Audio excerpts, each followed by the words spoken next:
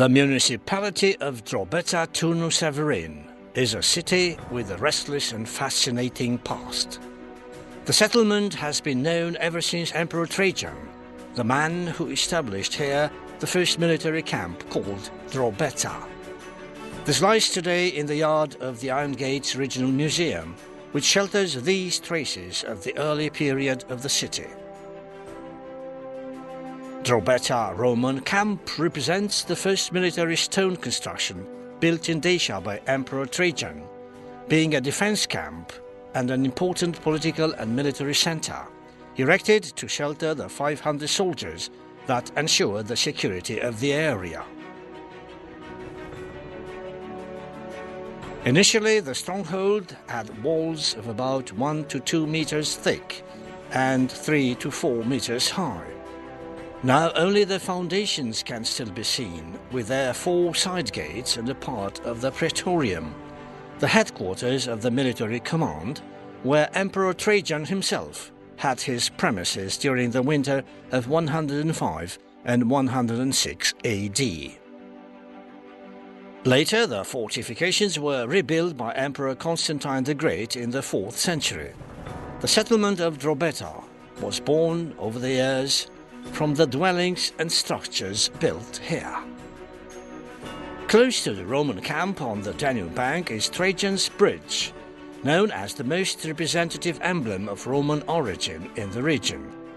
The bridge, considered a wonder of the ancient world, connected the 2 banks of the Danube, and it was built by architect Apollodorus of Damascus between the springs of 103 and 105.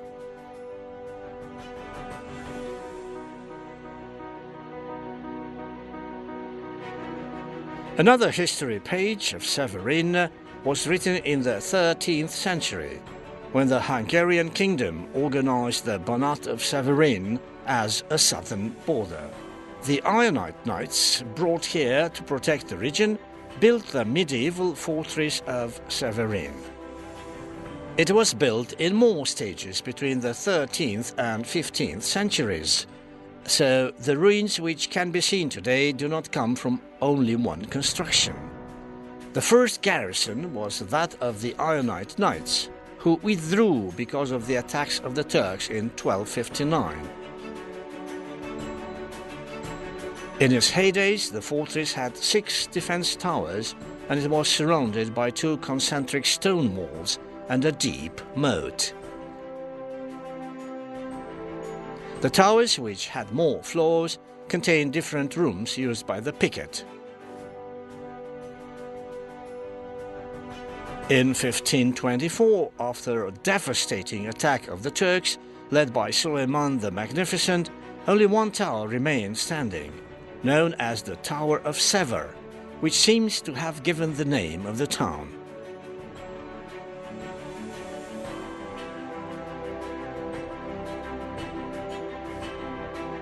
The centuries have passed, and the tested walls of Severin's medieval fortress gained a new luster today, following an ample process of restoration and consolidation.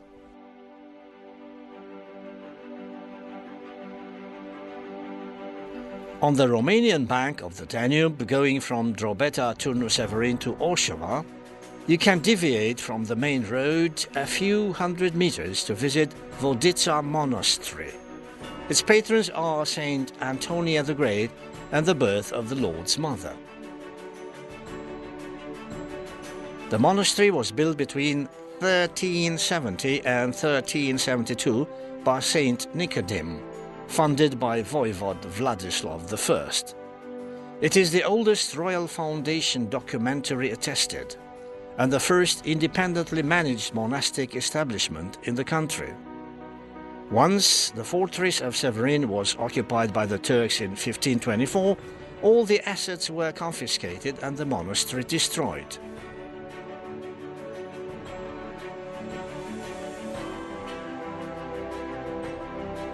Later, in a document dated 15th of June 1689, it was specified that Vodica had been rebuilt from the foundation.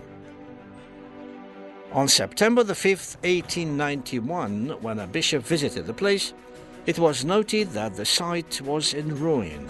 Only a few walls had remained from the church, and only the foundations of the surrounding cells could be seen. The works of rebuilding Vodica Monastery took place between 1991 and 1995, when an imposing building of cells was erected here. The construction of a wonderful wooden church started in 1995, which was finished and consecrated on July the 29th, 2001.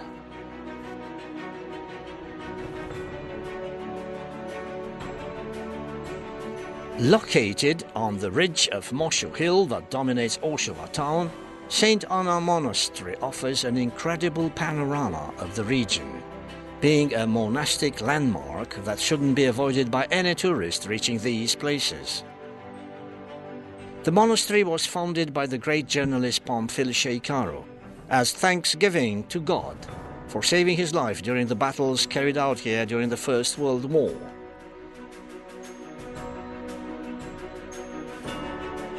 The construction of the monastery took place between 1936 and 1939, being built in the style of the old wooden churches, with variations added to the rustic traditional Romanian style.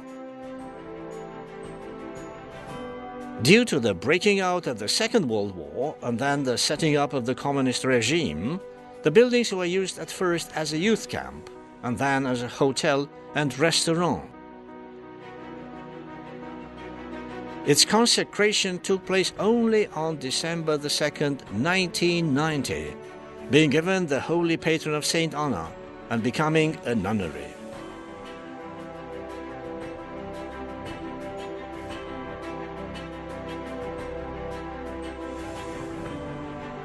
Heading from Oshawa to Moldova now, when exiting Dubova, we come across the route towards Ciucaru Mare Plateau. Climbing starts with a gentle slope, and the trail takes you among trees and oddly shaped roots. It is an easy and pleasant route, accessible to tourists of a medium physical condition. The trail is roughly 1.6 kilometers long, and it takes 1 hour. The forests here are deciduous, of oak and beech trees, while the vegetation is sub-Mediterranean. Climbing stops at an altitude of 316 meters. Once you arrive at the end of the road, the view opening in front of the tourist is breathtaking. In front of you, an incredible panorama of the whole region opens, where you can admire the show of nature, a wonderful achievement created by the struggle between the river and the mountains. An original event takes place in Vinica every autumn called the Festival of Figs, quite special, organized as a perfect combination between art, culture and cookery. The natives and the tourists wishing to participate to this celebration meet at the center of the village every year in order to promote the local traditional products of figs and the multi-ethnical culture of the Danube Gorge.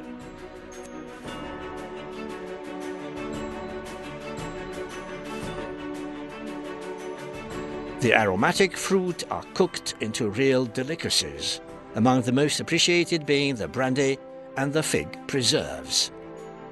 Folk songs and traditional music, whether Romanian or Serbian, could not be absent from this celebration. The organizers, that is, Zvinica Town Hall, the Serbian Union in Romanian, Nikita Stănescu Cultural Center and the Association of the Group for Local Action in the Danube Gorge have invited music bands and dance groups, both from Romania and Serbia. Music and cheerfulness are present everywhere. The two peoples, Romanian and Serbian, proving once again that they share the same traditional cultural values in a historical communion that has been lasting for hundreds of years.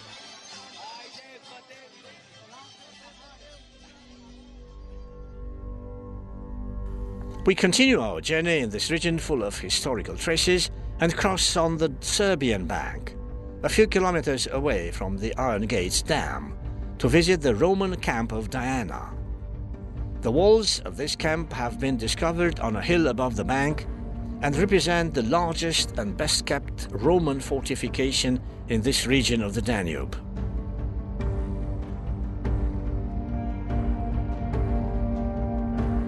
The fortress was made of massive stone during Emperor Trajan's rule, probably between 100 and 101 AD, when the military campaigns against Dacia were being prepared.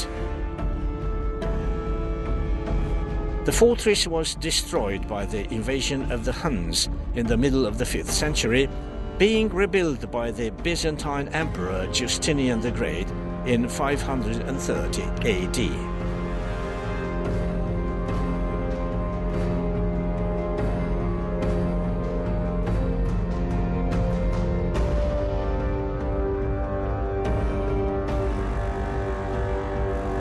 On the way to Kladovo, we arrive at Fetislam medieval fortress, located in the outskirts of the town. It was erected by the Ottoman leaders of the region in 1524, on the site of a former medieval castle.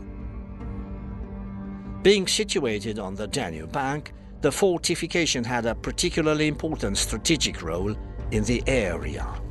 It was the premises of a quite large Turkish garrison, playing an important part for the Turkish troops in the wars against Austria, being mainly used as an artillery basis. The last reconstruction took place under Sultan Mahmud II. The Ottoman garrison remained here until 1867, when the Turkish soldiers surrendered to the Serbian troops led by Prince Mihailo Obrenović.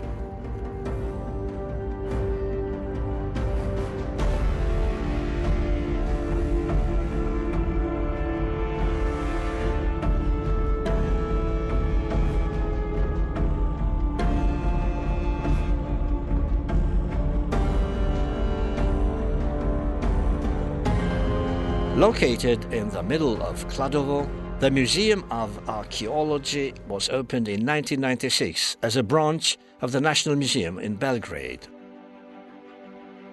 The construction was intended to be a museum from the start, so it meets all the requirements for the purpose.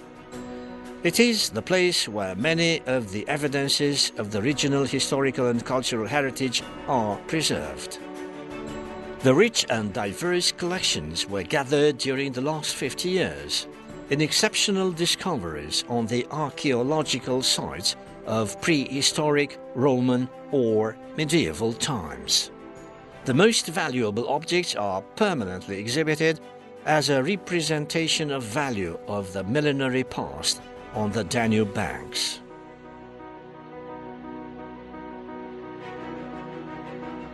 We can admire the pillar of Trajan's bridge on the Serbian bank of the Danube too.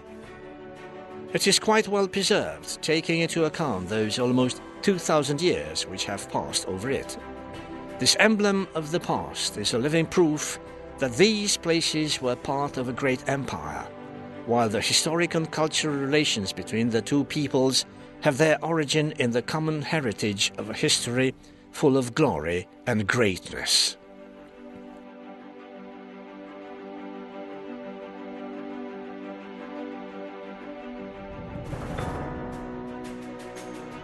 Most certainly, one of the most beautiful and spectacular regions of touristic interest is that of Vratna Canyon. These unbelievable forms result from the Vratna River, which has dug for thousands of years in the limestone massives of its riverbed.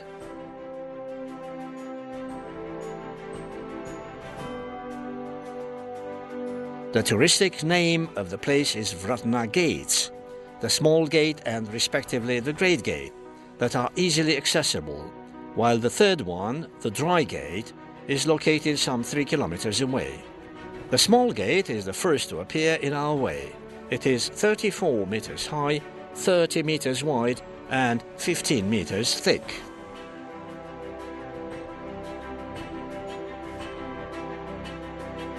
The second, the Great Gate, is 45 meters high, 23 meters wide and 30 meters thick.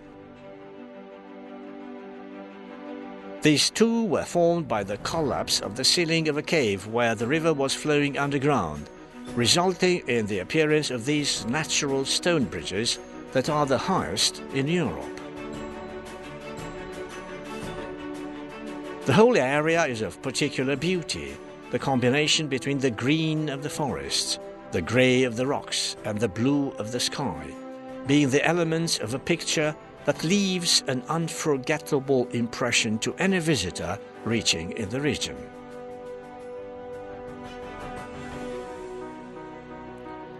Vratna monastery, built in the 14th century by Saint Nicodim, supported by the Serbian king Stefan Milutin, is located at the foothill of the rocks. Close to Miroch village is Gradashnica cave, situated at an altitude of 380 meters. The entrance is located at the foot of a hill, being over 40 meters high. The cave was made by the action of the water over the limestone rocks. Besides, the spring running underground is said to have never dried, even in periods of extreme drought. The galleries are almost vertical, being easily accessible on a distance of about 530 meters. The inner formations contain calcite, opal and chalcedony and other minerals deposited by the water. There were also discovered fossils of the cave bear that lived here during the Ice Age. Currently, there are different species of little birds and bats that have their nests at the entrance of the cave. One of the most spectacular caves in the region and even in the whole of Serbia is Rajko Cave, situated close to Majdanpek town. It was formed by the river Rajko running through a limestone massif. It is a real natural jewel, a splendor of strange shapes, a wonderful texture of stalactites and stalagmites that delight and amaze us.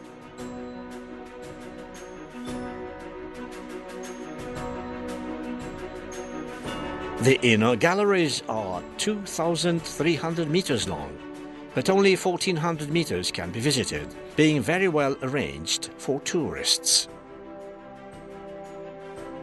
The visitors' route crosses more halls and passages with ample openings or narrow passes, and everywhere we can admire lovely stalactites, stalagmites and columns made of real white stone laces, with forms and names full of charm.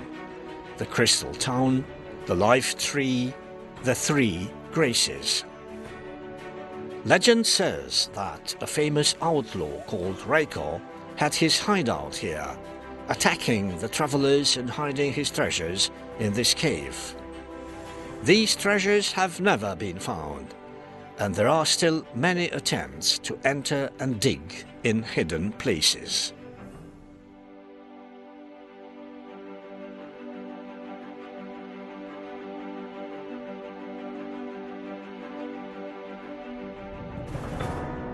The archaeological site of Lepenski Vir is included in a modern museum of a particular architecture located right on the Danube bank. In 1965, when the works for building the Iron Gate hydropower station started, on the Serbian bank, there were discovered and excavated the ruins of a prehistoric settlement, so that in 1967, the Serbian archaeologist Dragoslav Srejovic set up the Lepenski Vir Museum here. Archaeological excavations finished in 1971, when the whole complex was moved 30 meters higher to be protected from the rising water of the storage lake. Inside the site, which proved to be of a huge historical value, there were found 136 constructions in 2 main settlements and other 10 additional dwellings. The way of positioning the houses was well organized, which leads to the idea of some first attempts of prehistoric architecture. The inhabitants of Lepenskivi were the first to populate the region, being most certainly fishermen, and then becoming hunters, pickers, and gradually farmers. There were discovered many stone and bone tools, as well as other household objects. Truly unique and extremely representative are the sculptures representing river creatures with human traits.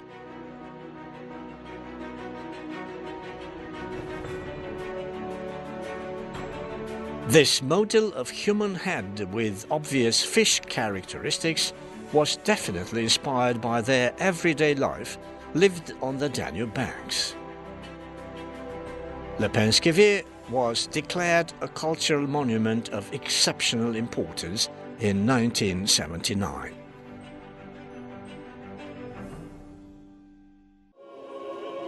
One of the most important cultural events of Negotin town is the festival dedicated to the person who is considered the father of Serbian music, the greatest composer and musician of the Romantic period, Stevan Stojanović Mokranjac.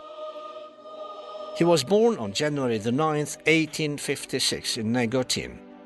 His native house in Negotin was restored and changed into a museum in 1964. Inside, there are many personal objects of the composer that are preserved almost intact, and the visitors are embraced by a charming atmosphere, as if they were expecting to catch a sight of the great musician sitting at his favorite piano. Receiving as a gift his first violin when he was 10, the boy immediately loved music. He then had an impressive career studying in Belgrade, Munich, Rome, and Leipzig. He set up the first National School of Music in 1899, and also the first string quartet in Serbia, where he also played the cello. He left Belgrade at the beginning of the First World War, moving to Skopje, where he died on September the 28th, 1914. The musician enjoyed an immense appreciation, both during his life and after his death. The festival is an occasion which the inhabitants of Negotin highly appreciate, participating in an impressive number every year, while the memory of the great artist is cherished and celebrated appropriately.